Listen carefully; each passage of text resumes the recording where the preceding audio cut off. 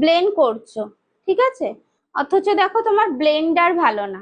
তুমি ভালো করে দেখো, এদিকে দেখো ভালো করে, এদিকে নিয়ে আসো, নিয়ে এদিকে, দেখতে পাচ্ছ এখানে এই যে ফেটে গেছে, দেখো ভালো করে দেখো, ফেটে গেছে তো।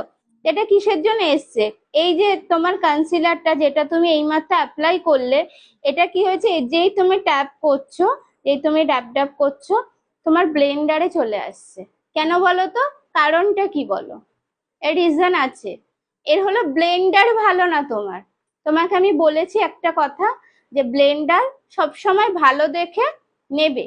কেন বলো তো? এই যে তোমার হয়তো কনসিলার ভালো, তোমার ব্লেন্ডার ভালো না, যেই তুমি ড্যাব ড্যাব করছো না, সেই তোমার ব্লেন্ডারের মধ্যে তোমার কি হচ্ছে, কনসিলার উঠে চলে আসছে।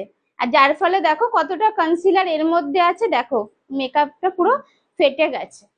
কথাটা বুঝেছো? তা তোমাদের ভুলগুলো কোন জায়গায় হচ্ছে বুঝতে পারছিস তোরা? এই জিনিসগুলোই তোমরা মাথায় রেখে কাজ করবে।